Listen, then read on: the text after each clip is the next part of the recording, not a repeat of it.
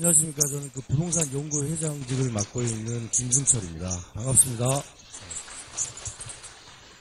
오늘은 그 대신 AMC의 이사로 재직하시고 그다음 우리 부동산 학과의 교수님 이석 교수님 모시고 진행할 건데요. 지금 부동산 시장이 많이 어려운 건 사실이에요. 근데 MPL 부분으로 해서 그 경매하고 MPL하고 뗄래야 뗄 수 없으니까 잘 강의를 한번 들어보시고요. 그 다음에 또 궁금한 점 있으시면 뭐 교수님이나 또 저도 명함을 놔뒀으니까 저는 현재 가블옥션이라는 부동산 경매 컨설팅 대표고요. 그 다음에 가블 인베스트먼트 대부라고 MPL을 직접 매입을 하고 채권 투심을 하는 그런 회사를 운영하고 있습니다. 그래서 궁금한 사항 있으시면 언제든 연락 주시면 성심성의껏 말씀드리겠고, 그 다음에 아까 그 SD 옥션 부분에서 그 정환선 학과장이 요청하신 게 뭐냐면 한번 강의를 한번 저보고 해달라고 얘기를 하셔가지고 시간이 되시면 날짜 잡아주시면 제가 별도로 한번 여기서 이 자리에서 한번 강의를 한번 해드리도록 할게요. 실무를 하고 있으니까 아마 충분히 좀 많은 도움이 될 것 같습니다. 오늘 그 강의하실 이석도 교수님 모시겠습니다. 반갑습니다. 저는 지금 대신에서 MPL 업무를 하고 있는 이석호라고 하고요. 아마 올해까지는 경매 특강을 하는데 그게 한 5년 전에 녹화를 한 거고 제가 처음 뭣도 모르고 한 거라 좀 미안한 학생분들한테 되게 미안한 부분이 많이 있는데 좀 다시 녹화를 해서 여러분들한테 좋은 정보를 좀 주고 싶은데 시간이 지금 되지가 않네요. 어쨌든 오늘은 우리 김수재 대표님하고 정만성 학과장님이 좀 부탁을 해서 사실은 아까도 말씀드렸지만 제가 개인적으로 지금 굉장히 바쁜 시기인 건 맞습니다. 와보니까 MPL이 좀 쏟아져갖고 재작년까지만 해도 사실은 여러분 아시다시피 그 채무 유예가 있었잖아요. 코로나 기간에. 그게 이제 원래는 이제 재작년부터 조금 시장에 연착륙을 시키려고 했는데 작년에 갑자기 한 8조 정도가 시장에 나왔다고 하더라고요. 여러분 주변 분들도 아마 이제 많이 경매를 하시는 분들도 계시니까 얘기를 많이 들으실 텐데 그게 이제 요즘에는 그냥 경매로 나오는 게 아니라 대부분이 이제 MPL을 통해서 경매로 나오다 보니까 좀 연착륙이 되면 좋은데 올해 어떻게 될지 모르겠습니다. 어쨌든 제가 오늘 어떤 분들이 오시고 어떤 분야에서 관심이 있는지 몰라서 우리 김 대표님한테 부탁을 드렸더니 좀 도움을 주셔갖고 경매하고 MPL 관련된 실무를 조금 말씀드리는 걸로 오늘 간단하게 하고 여러분들하고 또 궁금하신 분들 제 연락분을 드릴 테니까 김 대표님하고 저한테 연락을 주시면 실무적인 부분에서 아까 말씀하신 것처럼 학원에서 오늘 사실 한 시간 이론이 어떻고 권리 분석이 어떻고 해봐야 여러분들 귀에 하나도 안 남을 겁니다. 그건 차라리 나중에 제가 강의할 때도 학생 분이 예를 들면 지금 이제 얘기하는 전세 사기나 아니면 경매 투자에 어떤 어려움이 있을 때 그 사례를 주시면 오히려 그거를 문제 해결을 하면서 그 이론을 좀 공부하시면 훨씬 머리에 빨리 들어오고요. 오래 남습니다. 근데 그냥 아무 그 사례 없이 그 실전을 경험 안 하고 이론만 하시면 사실은 기억에 남는 게 없기 때문에 실제로 입찰을 참여 안 하시더라도 입찰에 참여한다는 생각으로 한번 이렇게 몇 번 해보시면 훨씬 그게 더 여러분들한테 도움이 되지 않을까 저는 그런 생각을 하고 있습니다. 어쨌든 오늘 그 경매하고 MPL 관련돼서 짧게 여러분들한테 그냥 그 실무적인 얘기 위주로 말씀을 드리고 그 궁금한 사항을 같이 한번 토의하는 그런 시간을 좀 가져보도록 하겠습니다. 뭘로 올리나요?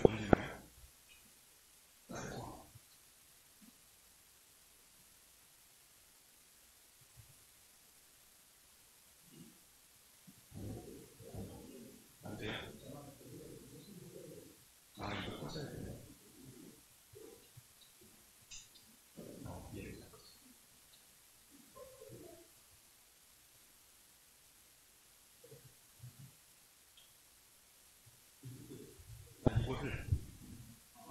예. 이거를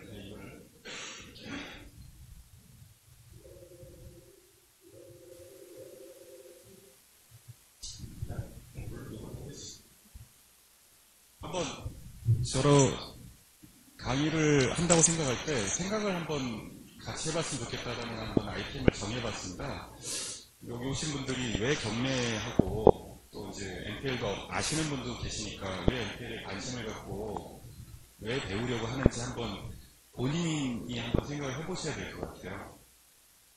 그리고 이제 경매하고 NPL 참여하는 사람이 어떤 사람들이고, 객체는 뭐 여러분 다 아시다시피 부동산이니까 부동산인데, 일반인들이 또 부동산 그러면 부동산도 모르시는 분들도 굉장히 많더라고요. 부동산 학에서는 뭐 움직이지 않는 뭐 동산의 반대말 이렇게 이해를 하고 계시는 분들이 많은데, 실제로는 다 아시죠? 토지에 있는 수목 같은 경우는 명인 방법이 없으면 다 같이 경매가 되는 그런 부분도 있어서 한번 같이 그런 부분도 고민을 해보시면 좋고요. 그 다음에 이제 부동산 경매하고 공매, 그 다음에 NPL 개념 차이가 한번 같이 공부를 해주시면 좋을 것 같고, 그 다음에 이제 경매 NPL 처분 방법이 있지 않습니까? 특히 이제 NPL은 경매하고 틀린 부분이 앞단에서 많이 경매 진행되기 전에 많이 계약이 이루어지니까 그런 처분 방법들에 대해서 한번 생각을 해주시면 좋고요.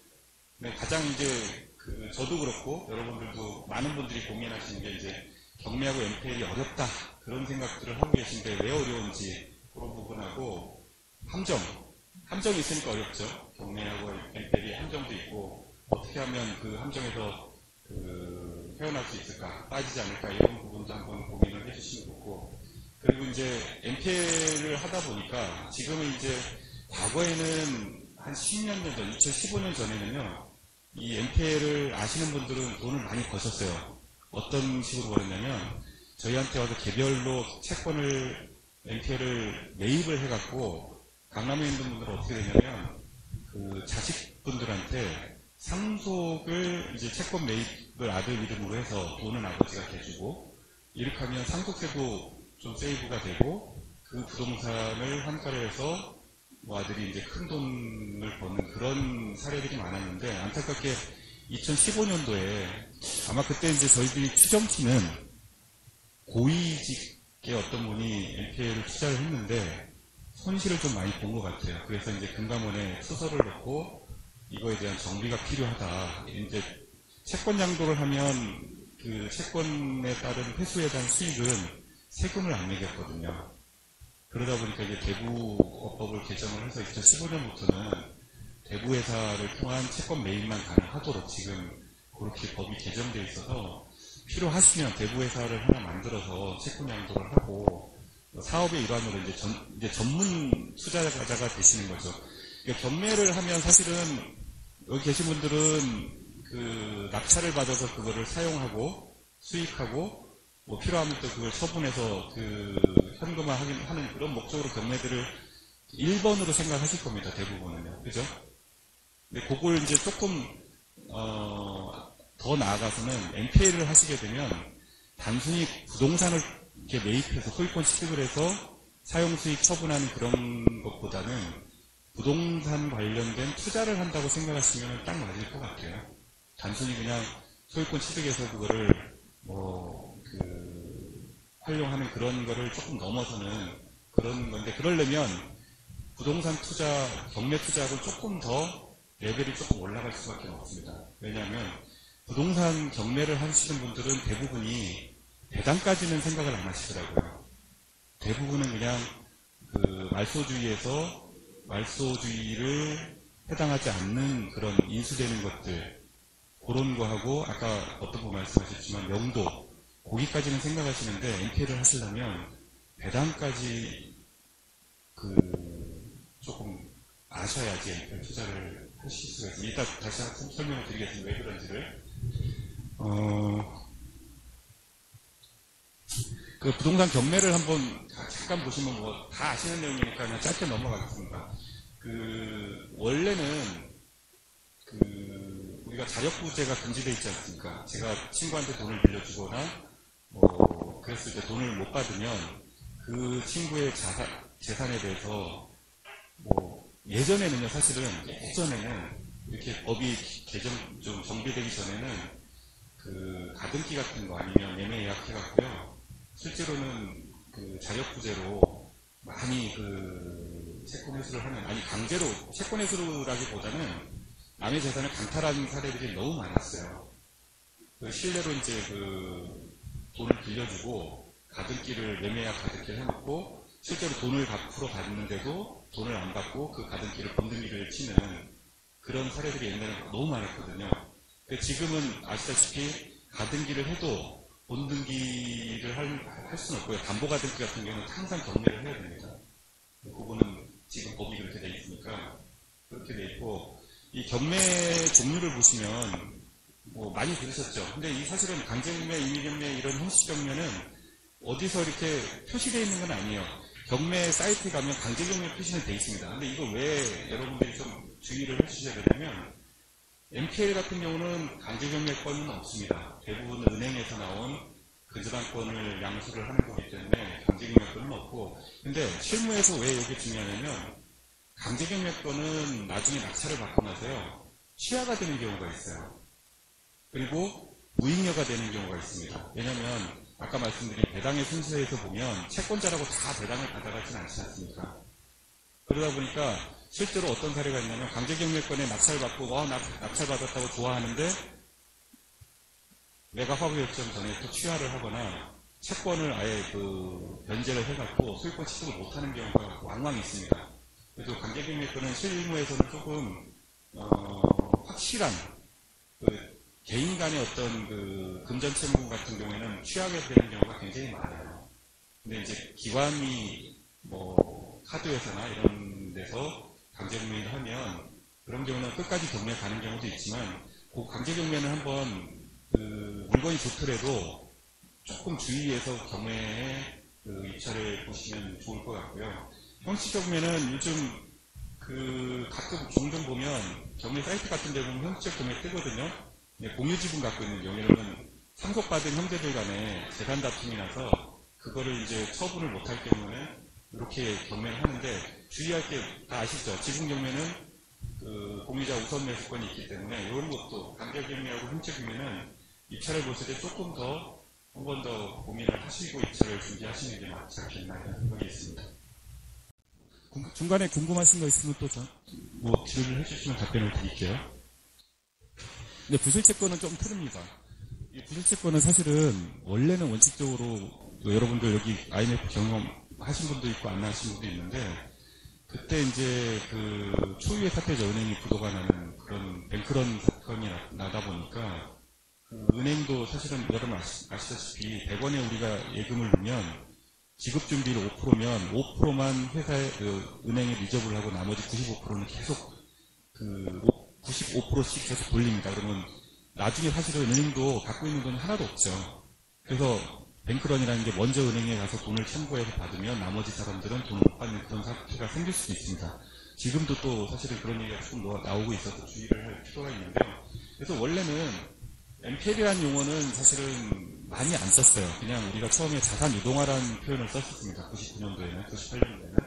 목적은 지금처럼 MPL을 막 시장에서 이렇게 사고팔고 그런 목적이 아니고, 자산을 갖고 있는데 그 자산을 갖고 있는 자산 보유자들이 그 유동성 부족이 생길 수 있기 때문에 그 부분을 조금 법적 지원을 받으면서 혜택을 좀 주자, 그런 취지로 만든 게 자산 유동화에 관한 법률을 만들었어요.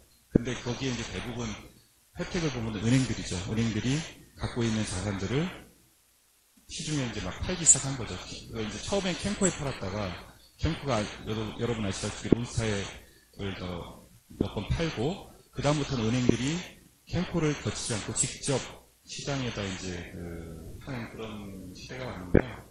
MPL 분류는 여러분들이 그냥 개념 정도만 알아주세요. 사실은 이제 이따가 설명을 하겠지만 MPL이 나오는 어떤 방향을 보면, 이 담보부를 처분하는 경우에는 레귤러 MPL이라고 해서 대부분이 이 자산이고요. 경기가 좀 어렵고 회사가 부도가 많이 나고 회생이 많이 들어가면 이 스페셜 채권도 굉장히 많이 나옵니다. 지금 스페셜 채권이 많이 나오는데, 제가 감히 말씀드리면 사실 경매는 지금 솔직히 말씀드려서 레드오션이잖아요. 어떤 뭐 특수한 어려운 자산 빼고는 지금은 뭐 사실은 아파트 같은 경우에는 예전에는 뭐 50명씩 입찰 보고 그랬거든요. 근데 사실은 여러분들 조금 그 투자 수익을 보시겠다고 생각하면 저는 스페셜 NPL을 하시면 일반 NPL보다는 조금 더 그 수익이 날 수 있을 가능성이 큽니다. 싸고요. 일단은 일반 NPL은 담보가치를 평가를 해서 담보가치 이제 MRP라고 하거든요. 마켓 리저너블 밸류라고 해서 그 가치 밑으로 은행도 안 팔거든요. 근데 스페셜은 사실은 보는 사람마다 그리고 어떻게 어프로치를 하느냐에 따라서 회사를 살릴 수도 있고 회사를 죽일 수도 있고 하기 때문에 저희 같은 경우는 요 스페셜 같은 경우에는 잘하면 담보는 있으니까요. 그 수익이 좀 많이 날 수 있는 부분이 있습니다. 요 나중에 혹시 관심 있는 분들은 회생채권, 기업 회생채권이나 개인 회생채권 같은 경우도 한번 고민을 해보시면 좋을 것 같아요. 무담보 채권은 카드 채권이나 담보 처분 후에 예전에는 사실은 담보 처분 후에 추심할 생각을 못했습니다. 처음에는. 근데 이제 시장에서 이렇게 플레이어들도 많아지고 수익률 싸움을 하다 보니까 요즘에는 자녀 채권에 대해서도 모아놨다가 그 대부회사나 아니면 이런 쪽에 지금 한 1% 잔존 채무에 예전에는 15%에도 팔았습니다. 미쳤죠 사실은. 담보도 없는데 근데 그게 한동안 그래서 막 커브를 그리지 않습니까? 경기가 이렇게 떨어질 때는 잘못 샀다고 막 난리였는데요. 경기가 턴어라운드 되니까 그런 채권들이 오히려 돈이 되는 경우도 있습니다. 그러니까 사실은 뭐가 맞다라고는 말씀드릴 수는 없는데 그래도 본질 가치는 분명히 있는 것 같습니다. 본질 가치를 훼손하지 않는 범위 내에서 투자를 생각하시면 큰 어려움은 없을 것 같아요. 경매 구조는 여러분 많이 보셨죠? 법원이 있고 신청채권자가 있고 그다음에 이제 경매를 신청하면 집행관이 현황 조사를 하고 감정평가를 하고 그다음에 이해관계인들이 채권 신고를 하고 경매가 진행이 되는 상황인데 주의할 게 있습니다. 여기서 이제 여러분 아시다시피 그 투자를 하시는 분들 내가 이제 경매 부동산을 사서 사용 수익을 하다가 언젠간 되팔겠지만 처음부터 아예 그냥 나는 이거를 되팔겠다라고 생각하는 차익을 내겠다고 하는 분들은 요 집행관 현황조사하고 감정평가서를 잘 보셔야 됩니다.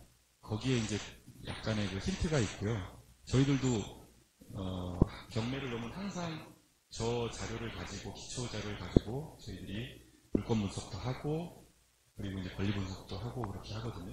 네, 그렇게 하는 거고 여기 이제 가압류를 왜 빨갛게 표시를 했냐면 이해관계인은 사실 가압류는 들어가진 않습니다. 그래서 법원에서 가압류권자한테 통보를 안 했다고 경매에 하자가 있거나 그러진 않는데 나중에 이제 배당에 들어가면 이제 배당 청구권은 있지만 법원에서 가압류권자는 아예 그 이해관계에서 배제가 돼 있는 상황입니다. 그리고 낙찰자는 이제 그 채권가 매수 신고를 하면 낙찰을 받는데 요즘에 희한한 건을 하나 봤어요.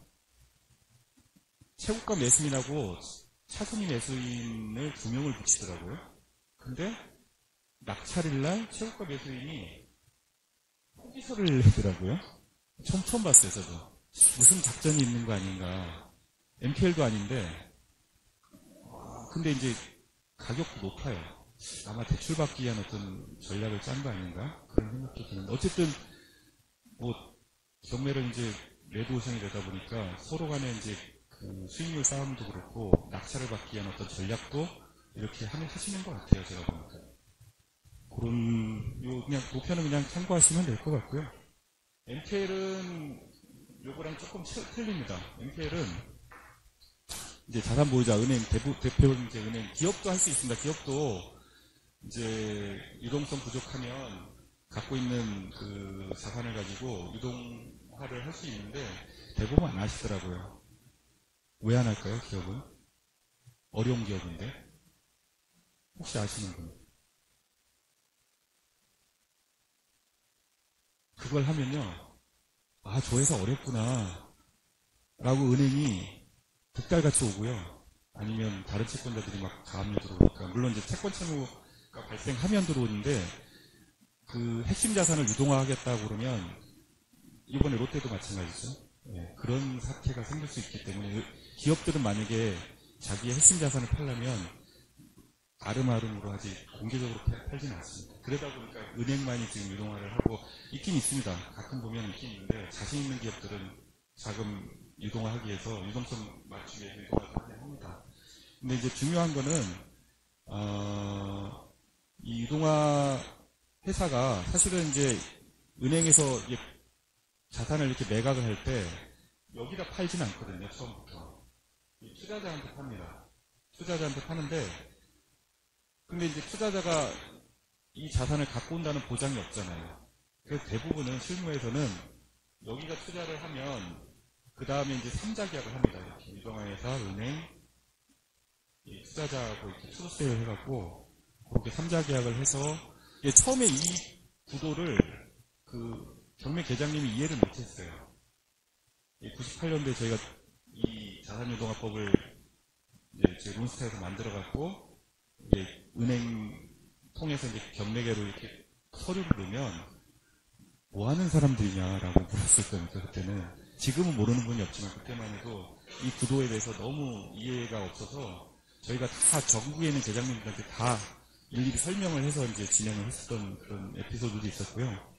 이제 SPC는 대부분 자본금이 1,000만 원짜리 유동화회사를 만듭니다. 굳이 주식회사를 만들 필요가 없어서 유동화회사를 만들어갖고 대부분 이제 경매 사이트 가보면 은행에서 채권자가 유동화 전문 유한회사 FI 이제 그 회사마다 자기 유동화회사 이름을 만들어서 이렇게 시장에서 지금 경매를 진행하고 있거든요.